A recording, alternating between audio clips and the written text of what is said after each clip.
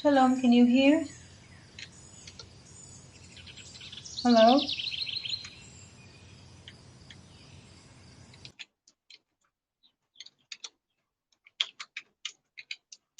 Can you hear?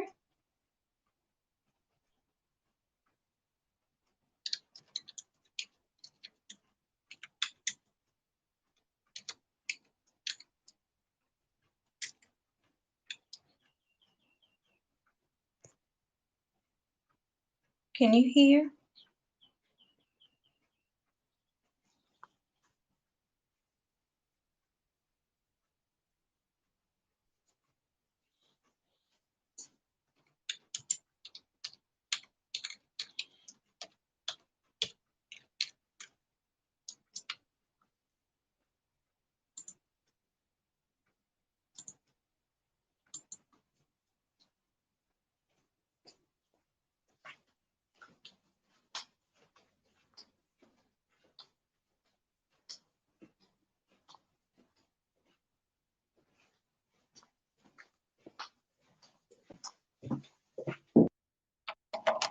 Can you hear the microphone?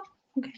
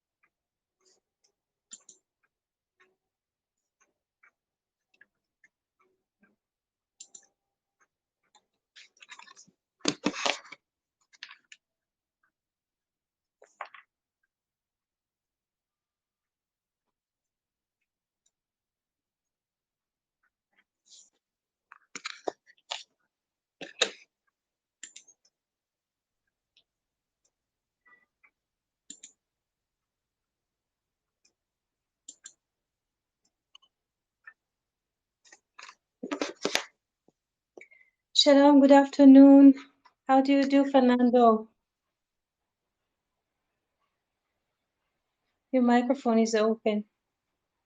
Can you hear?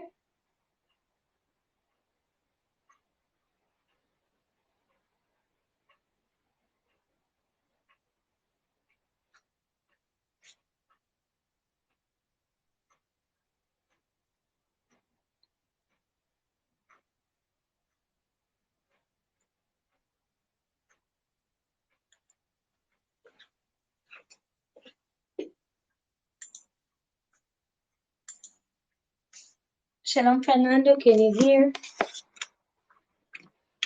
I can hear you fine. Thank you. So something with this, the sound does not come out right. Hello? He's still showing up as a listener. You have to switch him to speaker. I open, invite to speak. I did. Fernando has been invited. Probably he can't speak at the moment, but I sent an invitation. This is okay.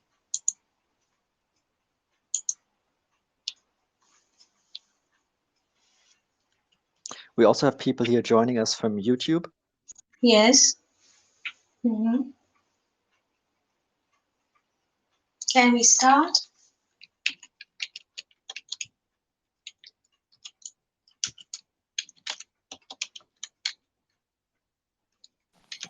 Shalom, shalom. Shalom, shalom. How are you? I'm fine, thank you. And how are you doing? Fine, fine. How is the weather today? It's a cloudy day around here, and also I'm very close to civil construction, so I think maybe it can be loud, so I will mute my microphone. It's If okay, I'm it's okay. okay. Okay. It's okay. Thank you. Here it's a sunny day, it's a beautiful day. And we're moving on, and I would like to relate to what you said yesterday, if possible, Fernando. Yesterday, you were mentioning that the relation between Noah and Nachash. Yes, Noah, the generation of Noah and Nachash. And you said that Jacob is the 22nd generation, but Moses in the 26th. And specifically from the end of the development comes, the liberation comes. Do you remember that you were mentioning this yesterday? Yes, yes. So I would like to bring also Vanrek perspective about this topic, but from a different angle. Specifically from the narrowness, Tsar, Mitzrayim, because we were mentioning the relation between the names Mitzrayim. Mitzrayim, Egypt, comes from Tsar. Also from Tzura. Tzura is a form. And when there is a form, the form narrows down the infinite in time and space. So we have the words Mitzrayim, Tsar, Tsar, Maim, like narrow waters, but we also have Tzua, which is a form. And specifically from the narrow form comes in a way the salvation. This is how Weinreb see in a way Jesus that appears or speaks in Nazareth. Nazareth is written with 4 letters, Nun, Tzadi, Resh, Tav, when the middle letters of Nazareth is Tzar, narrow. And specifically from the most narrow part comes, so to speak, the salvation or the free speech. He also relates to the name Galilee. Galilee is not just a geographical county in the land of Israel, because we say Galilee in English, but in Hebrew we say Galil, Galil, which basically means 2 things. It's a roll or the form of cylinder, like a long column. So Galil also testifies on Gilui, Gilui, like when we roll, let's say the roll of Esther, the more we roll, the scroll, we have a revelation of what is happening in the book. So the Galil or the Galilee reveals Megale, what is in this narrow part, and specifically in the narrow part in Nazareth comes the salvation or the savior or the speech that saves people. Does it make any sense? Amazing. It is. Thank you so much. I never thought about Nazareth as with this same root as Mitzrayim, Mhm. and it's amazing. So this is how Weinreb see in a way sees the Christianity, because he also has written a book about the revelation of the word in the New Testament. So a few of his ideas we should slowly bring into the conversation. Any other questions that you would like to discuss, Fernando? I'm thinking about what you just said and I'm thinking that sometimes we stayed in a position. I'm thinking now in a psychological layer, maybe. Mhm. Sometimes we stayed in a position like a job or the work that we do or the routine because it's comfortable, because Yes. it is the is nach, is the nun and the het, Mm-hmm. and it's this is the way the Nahash puts us in a. This is the way that maybe that Nahash uses Yes. to make us stay like prisoners or Yes. slaves. Yes. It's interesting that you bring this because I was thinking about this example of Nahash, serpent, snake, which is written with 3 letters, Nun, Chet, Shin, and also contains the 2 first letters Noach, which is comfortable. So interestingly, in terms of form, the letter Shin is written like a fork, 3 lines, vertical lines, and also one horizontal line. So in general, the Shin is composed of 3 lines. A3, but another one horizontal is 4. So if we take those 4 lines, we can create a square. And then we can put the letters Noach, comfortable, in the box. So this is the trap of the serpent. The serpent likes us to be prisoners in this comfortable life. Do you see this in your mind? The letter Shin? Yes, yes. Yes? In the same manner, the word dvash, honey, contains the 2 first letters dalet bet. Dalet bet is the word for dove, bear in English. So also the bear, that we speak about honey trap.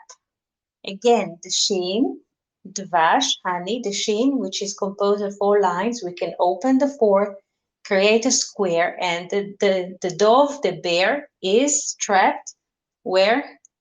In the honey. So you see, it's a cage. It's a cage. Life is a cage of comfortability, comfort. Everything, everything can be given to us in a few seconds by Amazon. Every book, everything can be materialized in a few hours. And then we are just passive consumers. This is a honey trap.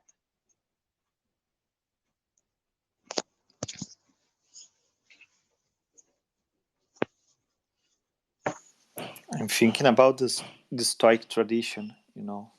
Yes. How they manage to avoid this trap. Let's say. To avoid this trap, maybe we have a friend here who can speak about Stoicism a bit. Can you, Andre? If he wants, if he wishes. Yes, the Stoics dealt with it. Yes. You have a microphone on.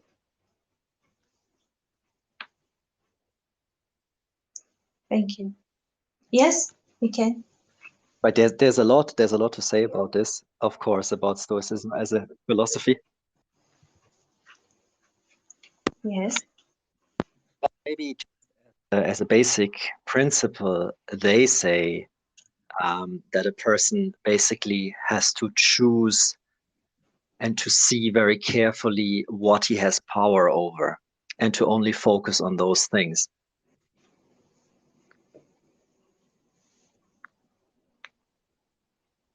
So they give the principle that people basically suffer for two reasons: when they don't get what they want, or when things happen to them that they're trying to avoid, but they happen to them anyway. And well, according to Stoicism, they say this happens because we are focusing on things outside of our control. So comfort in that sense would also fall into this realm of things that might be nice to have, but we are not fully in control. There's a lot to say about this, but just as a little glimpse, perhaps. Thank you. Thank you. Thank you. Thank you. So, in a way to make it simple, in the things that in our control, in the realm of the spirit, I would even argue, we can continue. We can make like free choice, if we can call it free choice. to struggle with the many is like losing time. To struggle with the many, to convince people. There is no, to go to the temporal and influence people,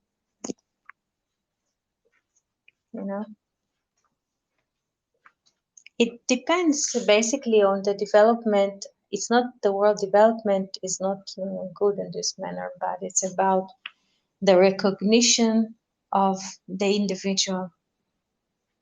So with people that are already in the path of searching, there is how do you say, a chance to open a conversation.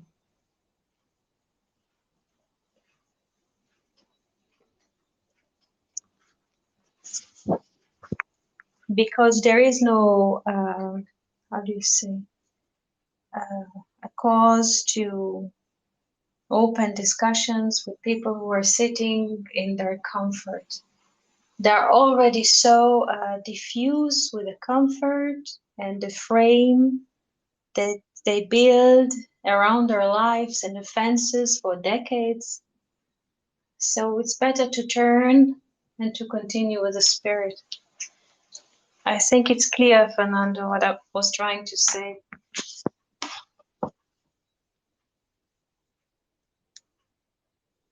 Yes, and it is a deep and interesting topic. And I thank you, Andrea, for bringing the idea behind Stoicism, the central point.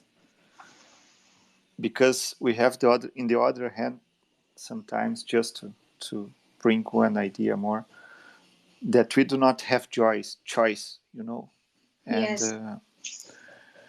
But in fact we have a range idea of choice that we can do, and to care only with what we can do, like Andre just said about the Stoicism. Right. Yes. What is in our hand, in our reach. In our reach, and we can do. Yes. Yes. And this is in a way that what we can do, or in our reach, is like the upper triangle. So we can always go forward and do the future. But with the structure of life here, how institutions work, politics, the schedule of buses, of train, all of this, how school works, and so administration, we cannot do much. We just move through it. Right. So in Stoicism, for example, they would say the only thing that we control is our will. We can basically choose what we want and what we don't want. So if we want things that we can't have, we're going to be upset. And if we don't want things that we do have or that are coming to us, well, we're also going to be upset. So the key, in a very simplistic, boiled down way, would be to only to want those things that we can actually have. And not to want those things that are happening to us anyway. It's quite simple. Baal Shem Tov used to say similar thing, that what we need is what we already have, and what we don't need is what we don't have at the moment. But everything is good. What we have and what we don't have at the moment. Everything works for the good. Any combination.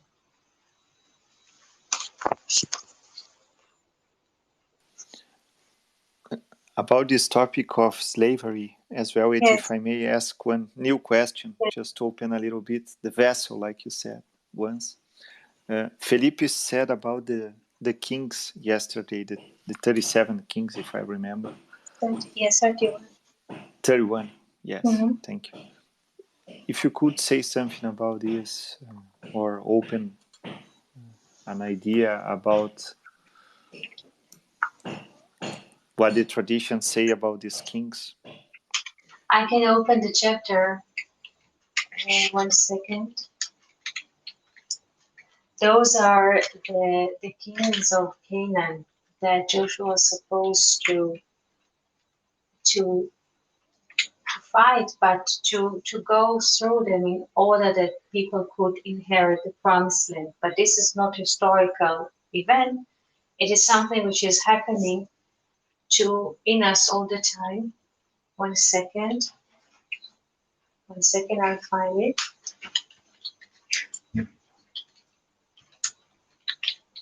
Because I would like to have also the names of the king and to explain through the names.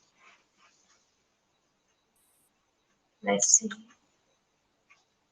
Where is it?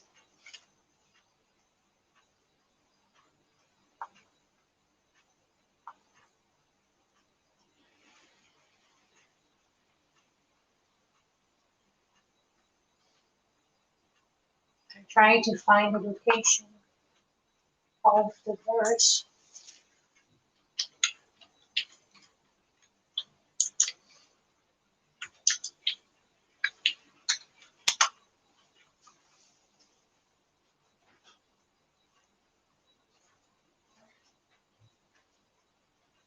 So there's like a lot. It speaks, I mean, it's basically about chapters 1 to 12 in the book of Joshua. So it speaks about many chapters. Let's see.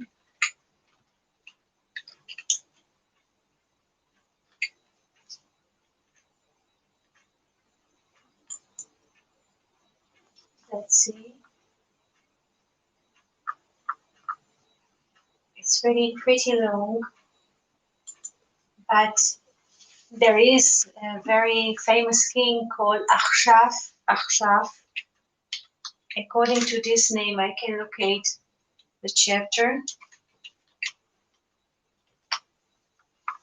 Achshaf, Melech Achshaf. This is Joshua 12:20. So this is Joshua 12:20. Yes, this is it. I can put a link, but I got it. Yes, I got it. Yes, and you see, if you can see, chapter 12 starts with, and now these are the kings of the land whom the children of Israel smote. Yes, and so we have the first king in verse 2, Sihon Melech HaEmori, the king of the Amorites who sits in Heshbon. So every name here of every king symbolize a quality, inner quality inside of us. Yes, so we have Sihon Melech HaEmori Hayoshev b'Cheshbon. Cheshbon is a city. What does it mean, Cheshbon? Calculation in Hebrew. Calculation. So he has to, Joshua, he has to smote the king who sits in, this is already, I think, in the times of Moses and so. But let's look into verse 9, because this is specifically in the land of Canaan. Do you see verse 9? Yes. The king of Jericho. So he is fighting and he is winning. Who is the king of Jericho in us? Melech Yericho Echad. The king of Jericho, what? So we have to find out what does it mean, Jericho, in terms of letters, in terms of numbers, in terms of quality, and we have to locate this inside of us.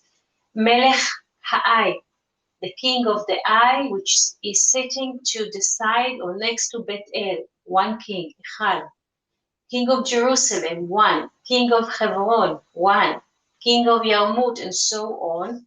There's a list of 31 kings that each one has a domain or foot, and Joshua, in a way, symbolizes the spirit.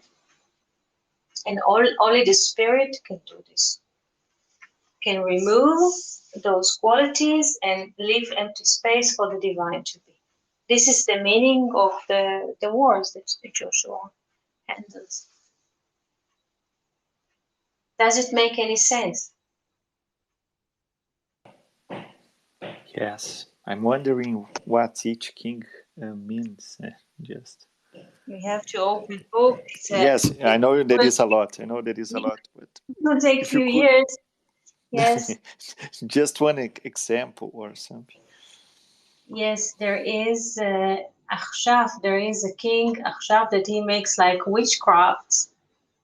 Like sometimes we are tending to go to find like easy solutions in life. 1 second, Achshaf Melech Gat. Let me find this because I was writing about this. 1 second, Achshaf, Achshaf. Yes, Melech Achshaf. In verse 20, there is a king that he is governing a place or a region called Achshaf. Achshaf comes from Kishuf. Kishuf is magic. Sometimes when people are crossing certain, let's say, junctions in their life, they don't know what to do. So they go to fortune and the people who reads in cards, in sticks, in stones. There are so many ways to read, so to speak, the future or the present. And instead of dealing with what is coming. So this is an example for one king. King, he governs in each and every one of us that we would like to take the easy path sometimes.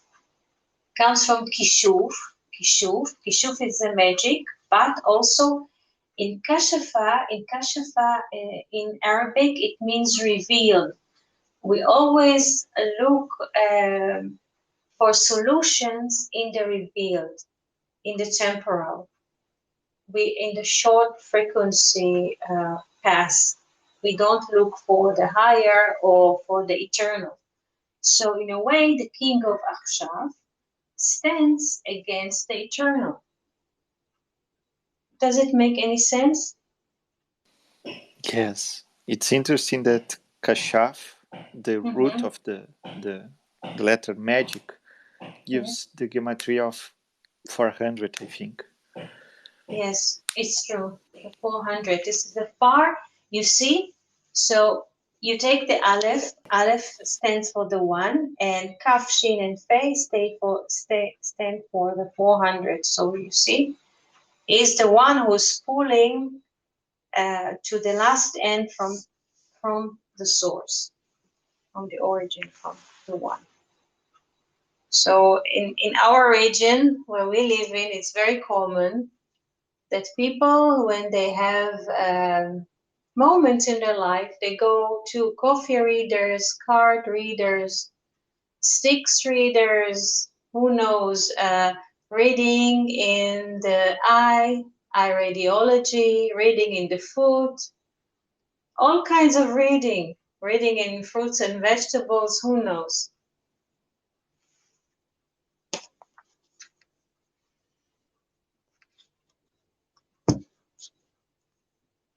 Good afternoon, Felipe. Good morning. Your microphone is working.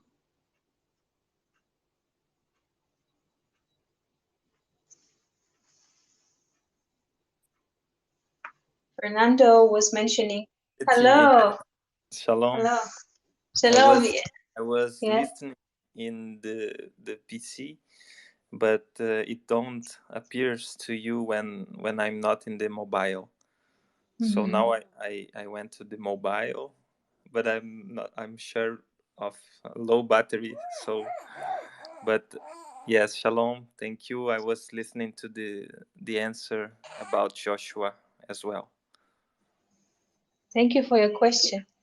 Yes. Thank you for your question. Aurora is saying hi. Hi. Oh, here. Hello. Hello. Yeah. Hello. Nice to Speaking a hear lot. you. So she will speak Hebrew, biblical Hebrew. She's been trained in biblical Hebrew already. Thank you. Good morning. Good evening.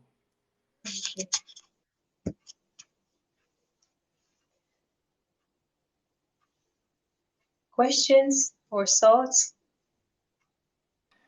Just something I was reading today in VineRap, and I think it's related in some.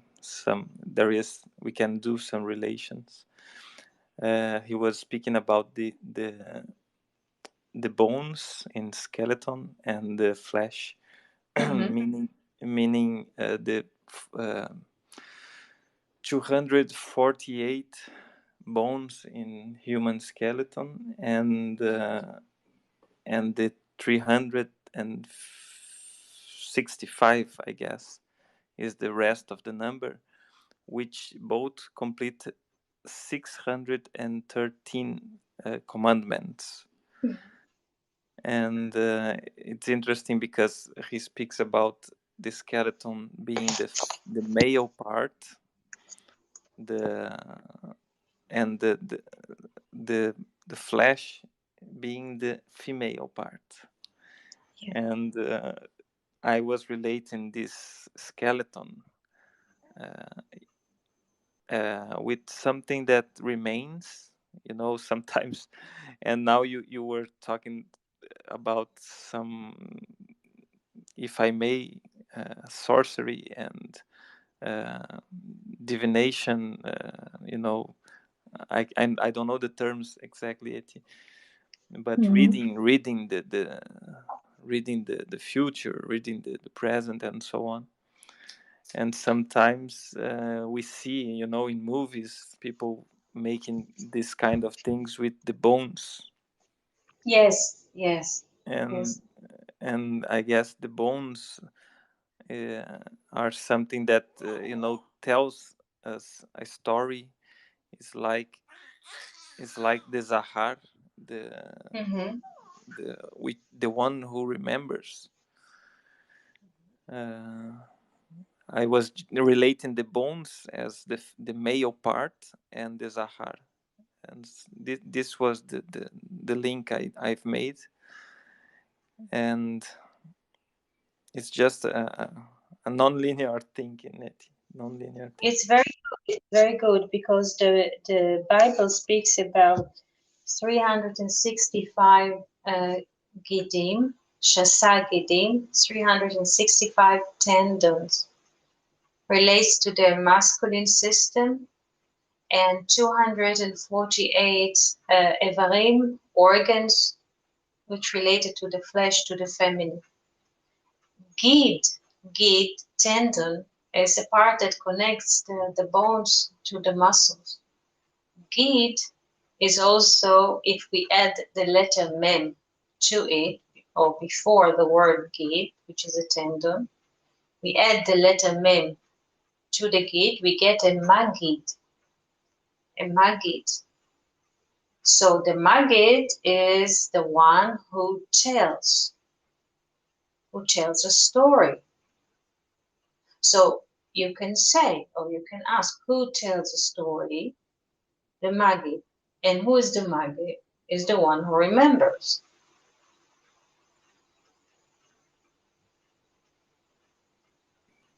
Yes. Eti, if I understood well, you mentioned the number 248 for the female part, and in Weinreb he speaks the contrary. It is a complementation. You are mentioned. It's like opposite sides.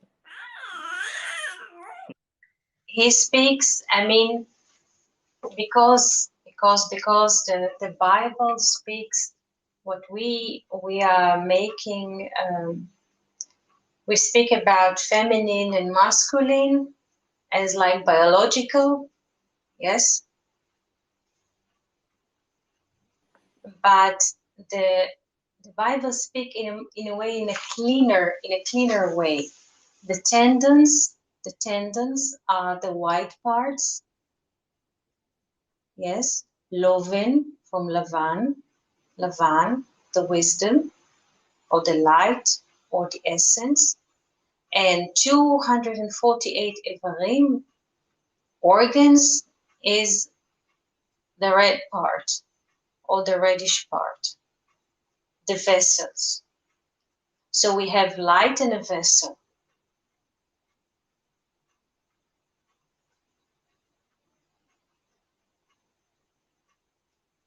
Does it make any sense?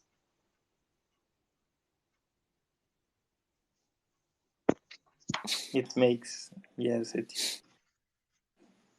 Because why do we some people tend to look at 248 as feminine, or 248 is the value of the word rechem, which is a womb. So a drop of a male can manifest only in the womb. The womb is a vessel to the drop.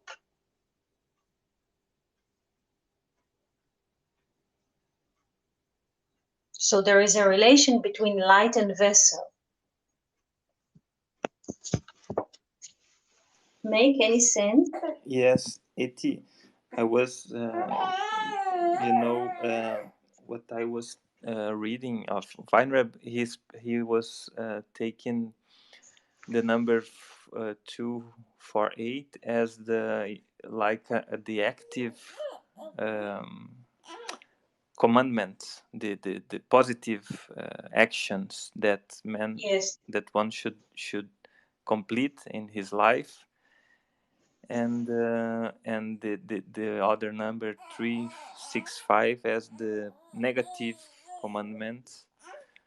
And so he related the active and the passive, the bones as the active, the flesh as the passive, the and so on. And now, as I am understanding, you are bringing this 248 as the vessels for the light that comes from above. Is that correct? There's another way to see it in a way that will not contradict what you were saying. The 248 mitzvot aseh, like what to do, so to speak, is the positive. It's just natural. This is the grace. Grace is like positive, mitzvot aseh, to donate charity, to help someone cross the street if you can't see it. This is it's natural flow. But mitzvot lo ta'aseh, not to do things, it is related to the masculine part. Because a person, I would say, if he educates himself, he will have the ability to resist certain things. Give you an example. The word insects, and Fernando can check the word insects, sheratzim. Can you check the value Yes. of sheratzim? Yes. Sheratzim, yes. So why do I say to not to do certain things?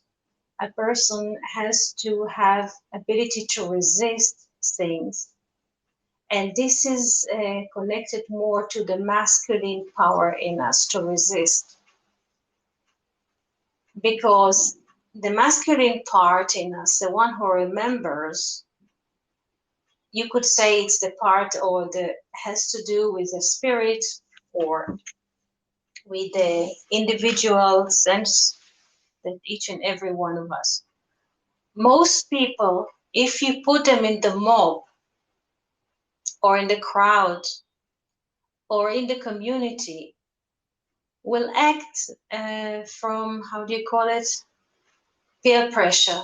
What people do, they will do, because this is the power of the many. When people are conceived in big communities, it's almost impossible to resist to what the many are doing or the flow of the many. But the one who remembers, he can resist. This is why resistance, and Weinreb speaks about it a lot. Resistance is not something external, that the person go outside to the street with a gun and resist something. This is not resistance. To resist, only the spirit is capable. And in general, this quality is associated when people read the Bible. Again, I don't want to go to those levels of masculine and feminine as biology's entities, but to say in general, the ability to resist comes from the power of the soul. 365 is the number of days in a solar year. The solar, the sun, the fire is in a way parallel to the soul. So, and Gidim, the tendons, are associated with the masculine. From this perspective, of course, there are many, many more perspectives. So when Moses speaks in the desert and he says he speaks about 600,000, the men that are with me, Ragli, 600,000 Ragli. He speaks about the leg, the tree of life has one leg. And so he counts the men with him in the desert. 600,000. 600,000 Ragli, the people that I'm conceived with. And this is, he counts himself among men who have the spirit, the Vav. 600,000, if we take the zero outside, we're left with the six Vav, and the spirit. Ragli, regel, one leg, not feet, leg. The tree of life is one leg. When we stand, when our 2 feet are combined together, we are like one pillar. And yes, when you go to a war, you count a man. You count not man biological, but the spirited one. So the spirited one can resist to injustice and to other things. Not everyone, even if he's a male biologically, can resist injustice.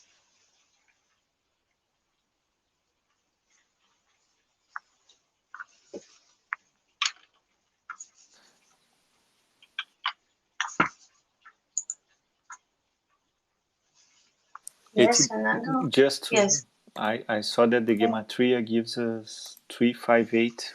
It is right? Sheratzim?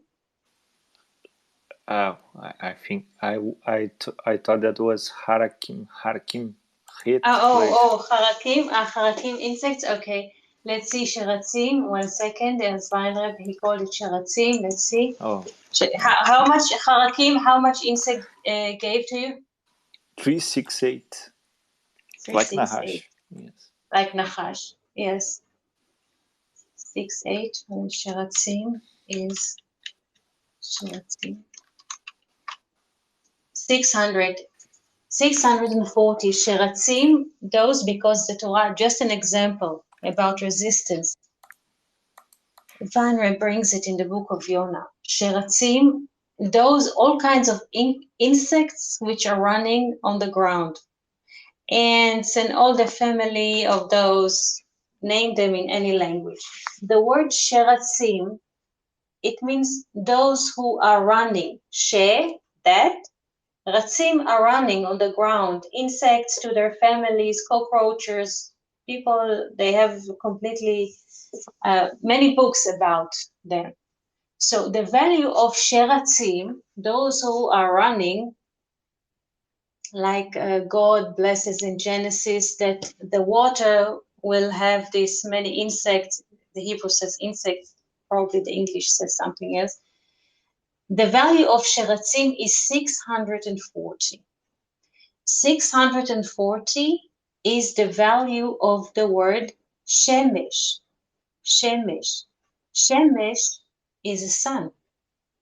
So one of the commandments of the Torah is not to eat insects. Are you familiar with this? Yes.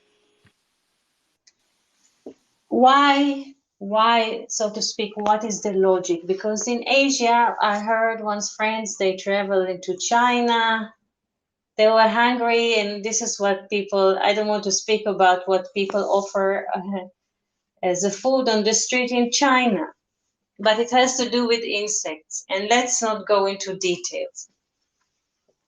So why does the Torah, in a way, not command, I would not say command, but offers not to eat insects? Because when people eat insects, it has the value of 640. This is the value of the sun. When a person eats insect, he lower his resistance. There is a podcast about it.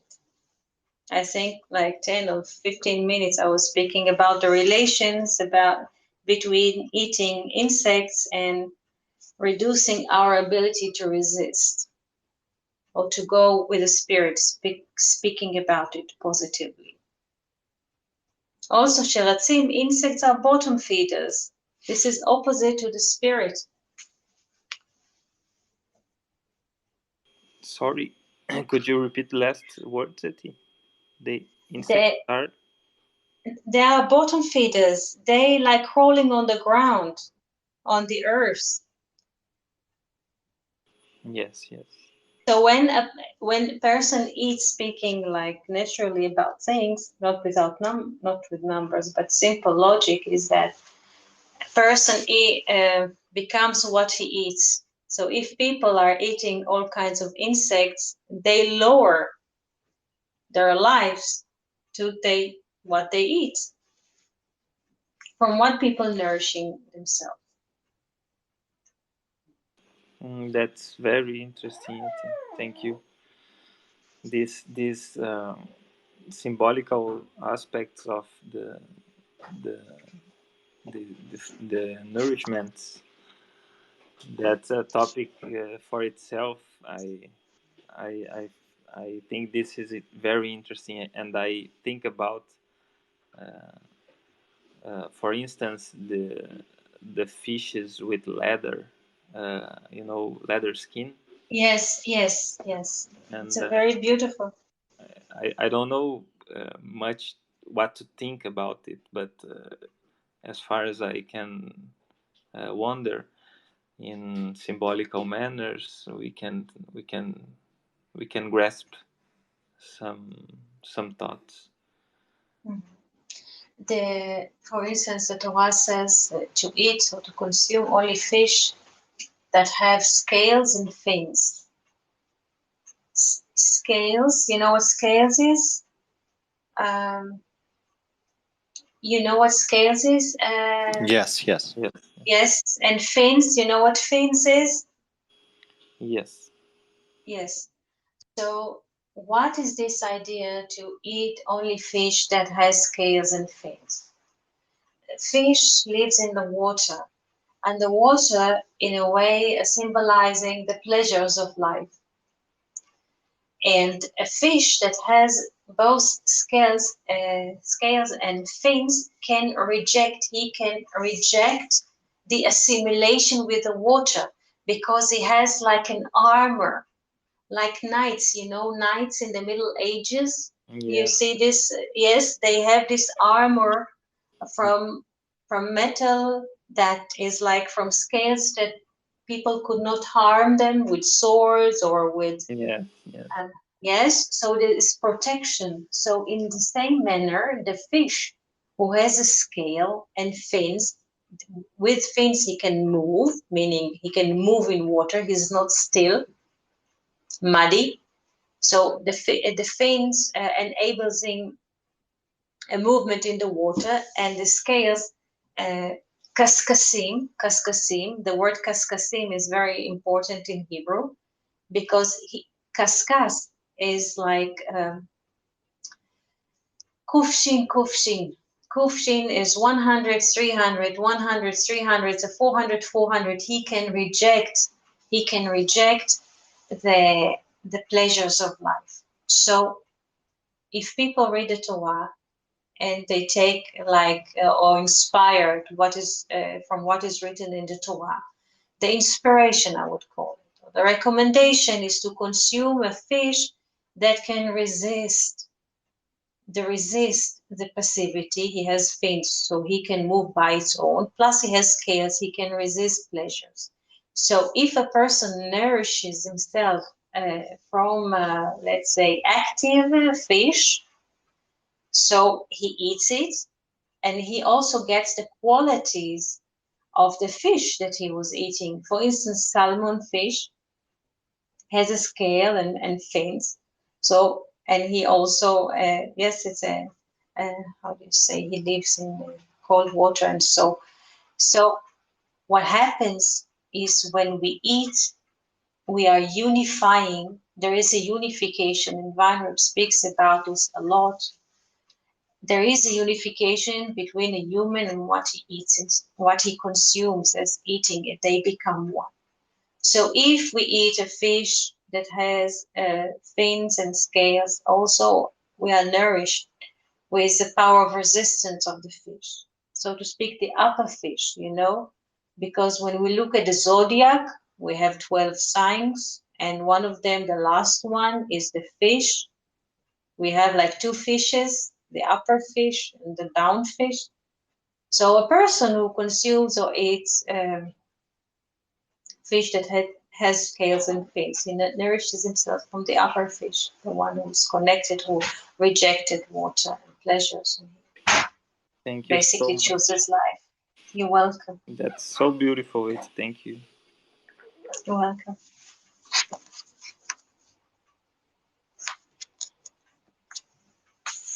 Gail, good morning. How are you? Good morning. How are you? I'm doing good. I'm learning so much. This is like changing my life. I appreciate being here.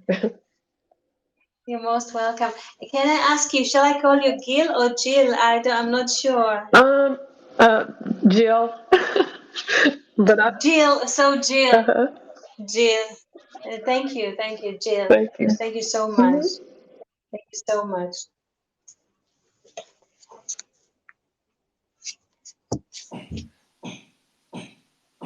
Hello, Jill and Eti. If I may, about this topic, Yes, yes. if you could say a little more about this idea of the symbolic act, Mm-hmm. because in the beginning of this class you talked about magic, and it's Yes, interesting that in ancient times magic was related with the liver and with the blood, right? Usually, yes, when we read yes, stories, but it's interesting that the blood is the 44, is where the spirit had gone away. It's the matter, it's the manifestation. So the idea really showed to us that this kind of thing is related with the manifested, the multiplicity. And now you were talking about the importance of eating. What we eat mhm. is what we relate to in the heavens. So I'm just wondering the importance of the symbolic act to make it real in the matter.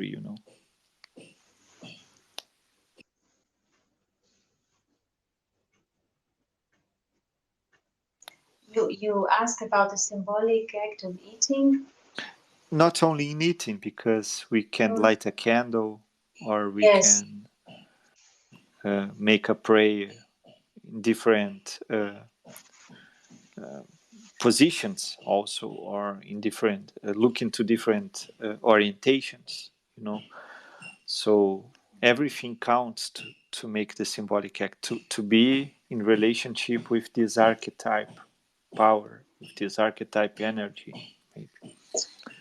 the interesting Weinreb says that when we light a candle, after a while, the candle is burning, so the wax that we see in our eyes is like melting or disappearing. But when we notice this, that the life of the candles are being short in front of our eyes, the upper candle is growing. What we see here in time and space, like a candle which is burning and diminishing next to our eyes, in the eternal, the candle or the light of the candle is growing. It's the opposite picture. Just an example between the temporal and the eternal.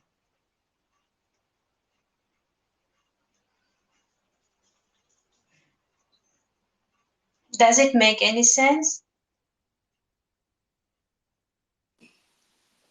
Yes, especially if you are conscious of this, you know. Thank you. Weinreb speaks about, and I read it in the book of Koren, his doctorate PhD work. He speaks about the letters. So in the Hebrew language, we have 22 simple letters. So the letter Aleph is the beginning of the alphabet. Its value is 1. So, and this is how it works, he speaks about. So the letter Aleph comes, and against the letter Aleph from the other side comes what? The letter Tav. And we continue. The letter Tav is the last letter in the Hebrew alphabet, and its value is 400. And we continue. After the letter Aleph comes the letter Bet. Its value is 2. But against it, on the other side of the spectrum, comes the letter Shin. The letter Shin is the 21st,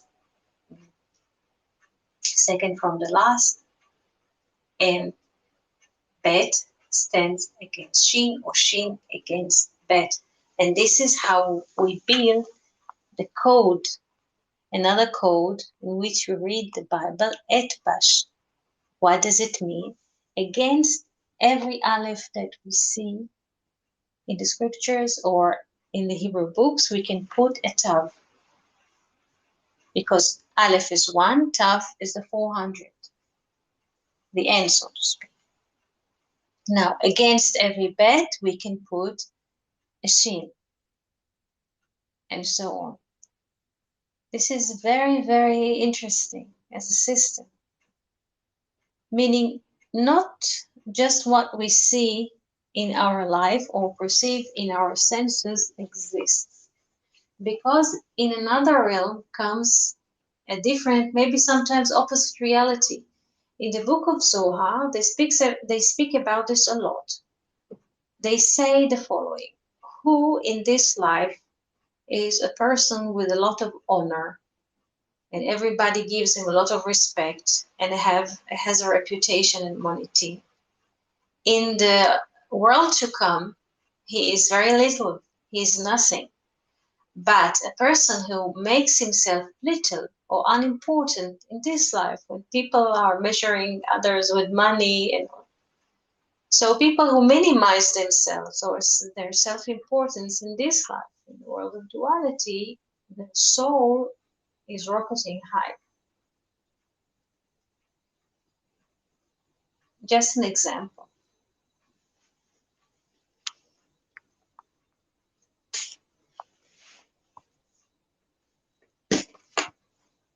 Questions?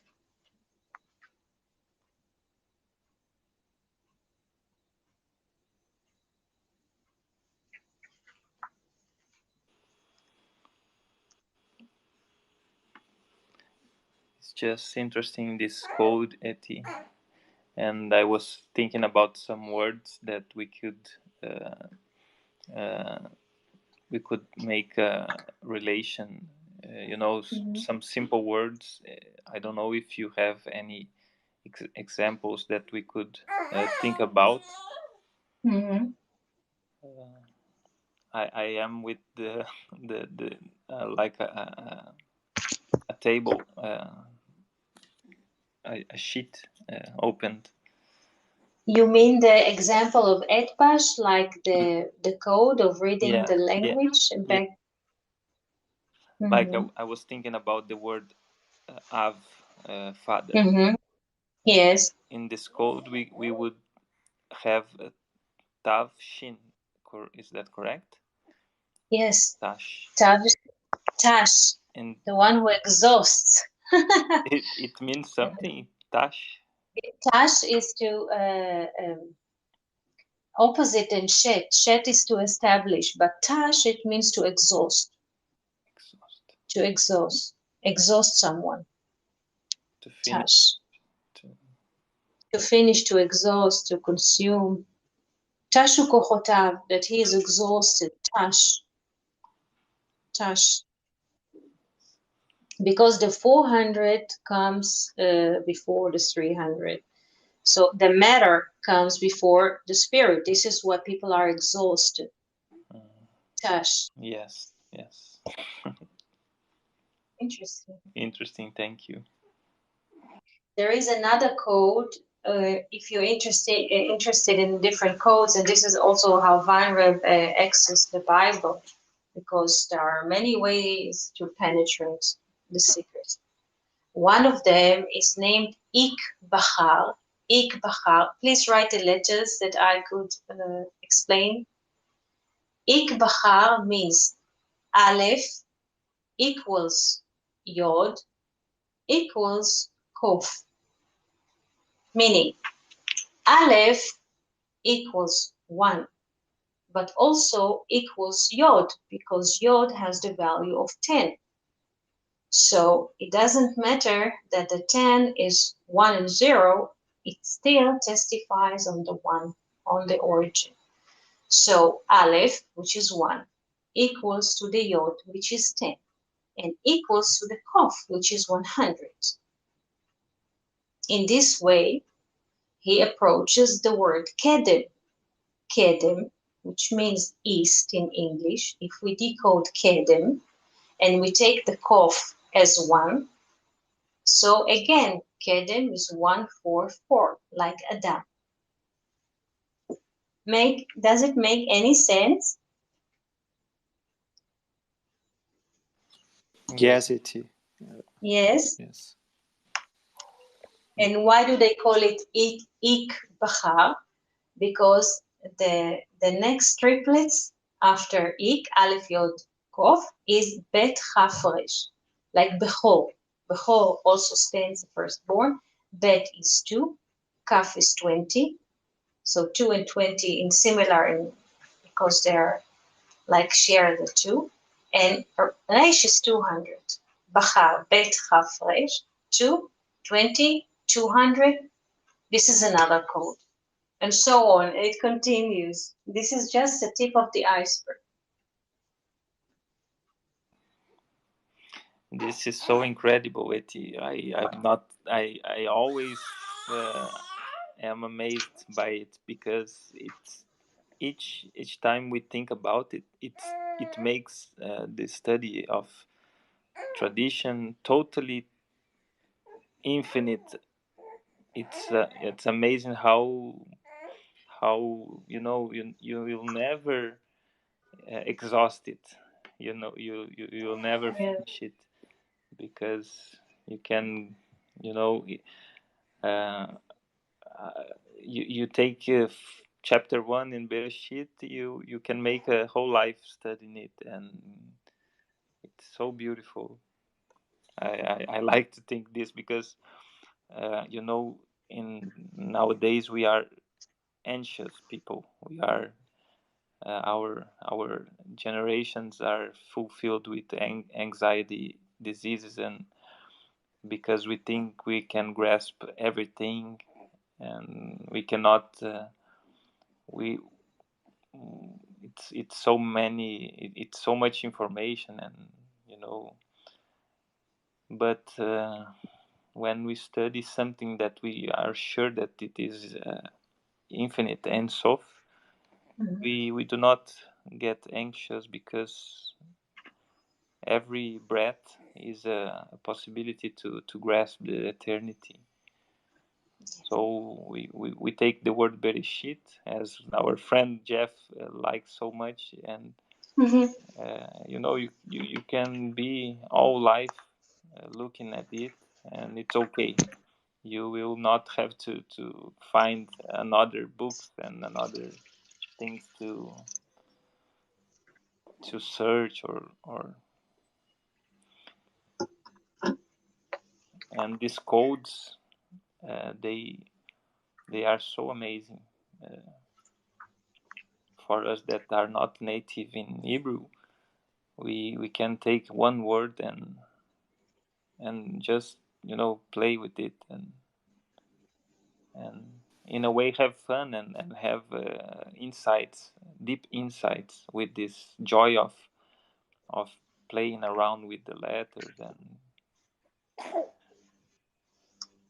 that's it. Yes, Thank you once again. Thank you. you're most welcome. This is the way to have, in a way, both peace and inspiration, because the the Hebrew or the code or the Torah, they deal with the essence, not with the fragments, because like you say, in our generations, people are dealing with the leftovers. In the books, they call it the heels of the Messiah, meaning in former times, the souls that lived in the beginning they take the shape of humans' head, they take this image. That former generations were close to the Garden of Eden, so they were like in the head, in the around the head of man. And after comes another generations, they are like the shoulders, so to speak, of the man.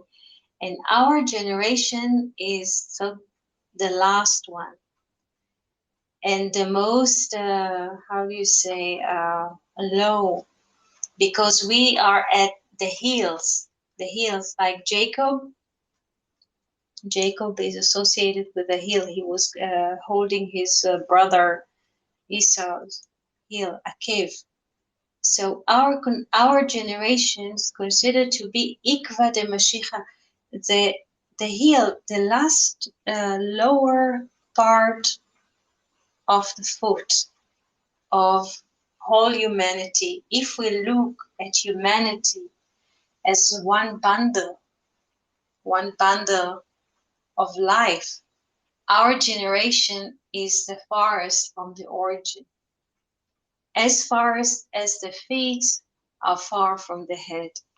And this is why our generation, like, people have a lot of anxieties and a lot of information, but there is no connection, because sometimes information splits and splits. This is just an example, Felipe, to what you were saying. It's also written in the books that this is our generation. They see this, that it will come. Eti, Yes. a lot of information in this class, and I know that it may sound a little chaotic, but as Felipe said about the importance of we get just one word and open the sky with this word, Yes. and open the heart. What I am thinking, you said about the seeds that are going also to multiplicity, and last week we talked that zera, you said that ze and ra could be this is bad because it goes to the multiplicity, right? It goes to the a little seed it starts at a unity, but it goes to the multiplicity. And I am wondering it because from the seed we can get tree and fruits and everything. And from a good seed we get a good tree, and from a bad seed we get only bad things, But when the things are in the multiplicity, we cannot see the beginning usually. So my question is how can we search for the good seed? What I am saying is, how can we see the cause and not only the effect from our deeds and from the things that happen to us? Do you think about this? You have any idea?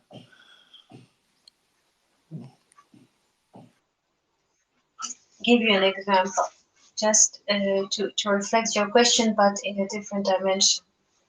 A person goes to a bookstore and he thinks to himself that he is looking for a certain book on a certain shelf. This is what he thinks to himself. This is why people go to bookshop, isn't that right? Yes. Yes. But from the spirit point of view, it is the opposite.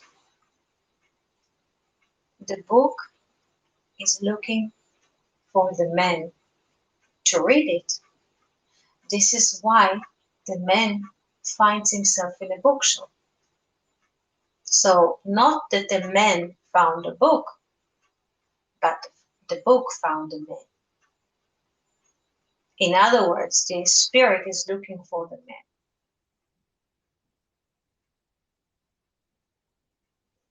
We tend to think that we are initiators, providers, all those titles, but it is opposite. We are being activated, all of us, by a hidden power. Still, we have always the choice, yes, to listen or not to listen, to make a connection between things, to ignore maybe. But I hope that I maybe I gave a different direction to your thoughts. No, it's okay. It's amazing. Yes. It makes me remember that verse in Genesis that the sin light lies in the door. You know, it's waiting for the man. The sin. It's only open the door that the sin comes. We can think about the good and the bad in this way. So when we are making good deeds, Only here we judge things as good and bad.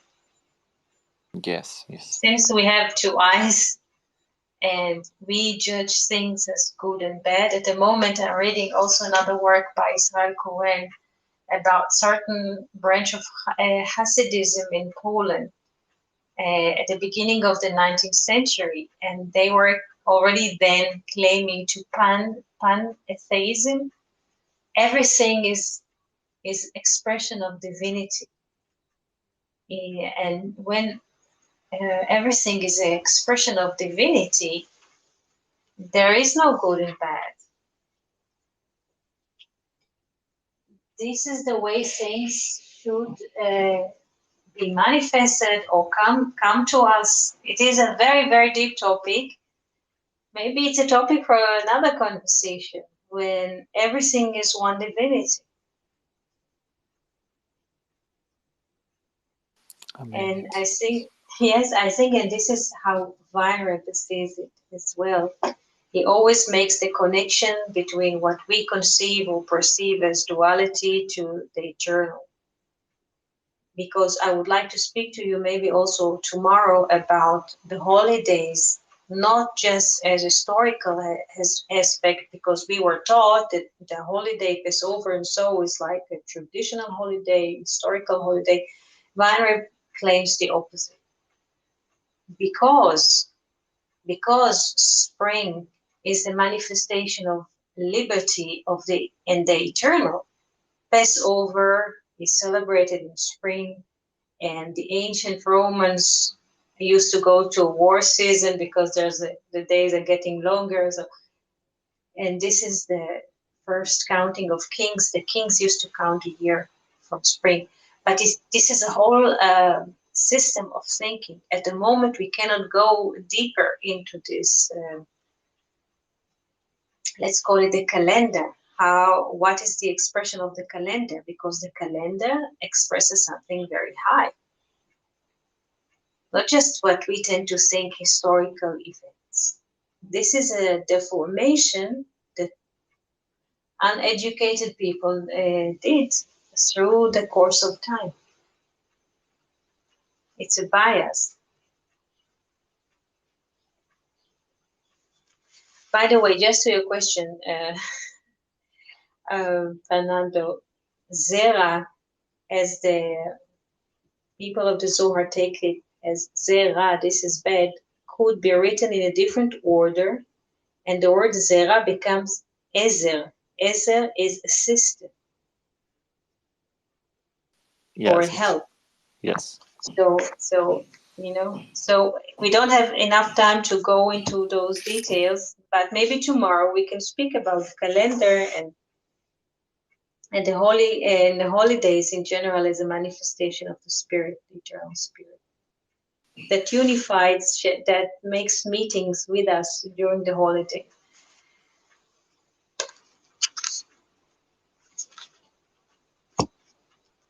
So I hope this conversation was useful. Yes, thank you so much, Eti. Thank you, friends. You're welcome. Thank you all for coming. Thank We wish you a you. beautiful day. Thank you. Thank you, Jill. Thank you, Felipe, Andre, Fernando. Thank you so much for listening to us. Thank you.